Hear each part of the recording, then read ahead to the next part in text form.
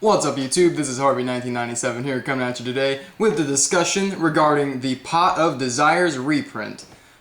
First and foremost, I do want to apologize to my subscribers. I haven't been uploading things for the past few days. For those who know me personally, you probably know why. If you don't, it's a long story. I've been going through a little bit of stress, but things are pretty much resolved now, so I'm going to try and get back to giving you the content that you so look forward to. Or at least I really hope you look forward to, because, you know, this is all I got. Okay, but on a serious note, going forth, Pot of Desires has been confirmed as an ultra rare reprint in the Megatins for this fall. For those who don't know, the Megatins are confirmed to once again be Yugi and Kaiba, because we need yet another Dark Magician and Blue Eyes White Dragon reprint, don't we? Oh, we know we do, right? Of course. Not like for the 7th or 8th time in the past 2 years, where they think nostalgia is everything we need.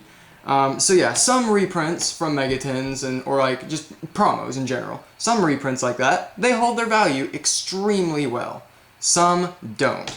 Examples of things that don't hold their value are things like Dark Magician and Blue Eyes, which, as I said, they get printed a lot. The God cards, they get printed fairly frequently now. They used to be big money. Remember when Slifer was an $80 plus card because it was only available through Shonen Jump? Me too. Well, Pot of Desires is one of those things that so long as a deck can play it, it's going to be good. Turning one card into two, it's not a neg 9 like some people think. The card is really good. The only reason it's not ran at the moment is because of Zodiac and, you know, that whole thing. But yeah, so my thing today I want to go over. For those who recall, the Megatins last year had Ghost Ogre and Snow Rabbit in the Kaiba tin. Ghost Ogre and Snow Rabbit was around the $1 to $2 range, pretty much on the release of Megatins. I guess it was a little bit higher right on release, and then it kind of fell off a little bit. Again, like $1, $2 range. And then those tins stopped being purchased. They started going out of stock, things like that. And you can still come buy them, of course, but there's not much value in them except the Ghost Ogre.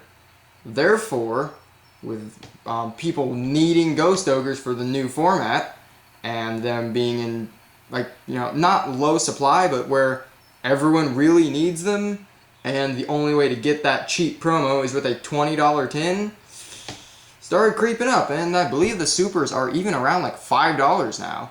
Pot of Desires is one of these cards that I guarantee you will play like this.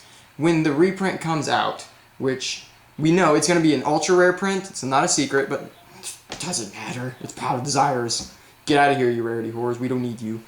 No, but I think this will be much similar to Pot of Desires, if not even better, because Pot of Desires, it's going to age very well, in my opinion. There are some cards that, you know, they go for the long run, short run, whatever. Like for example, like Zodiacs, they're really good in the short run, but eventually they won't be, you know, good anymore. It's just kind of how the game works. Pot of Desires will not play like that unless Konami somehow, I don't know, they'd have to do something awful or like straight up ban the card to make Pot of Desires irrelevant.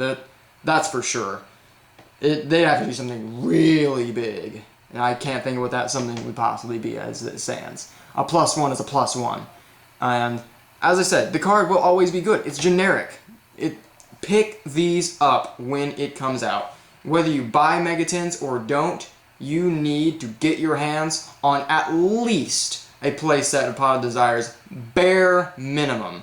In fact, I would honestly consider that to be something that's very worth investing in. I know this isn't a Market Watch video, it's discussion on Pot of Desires reprint, but it's a reprints as a whole. As I said, some hold their value, some don't.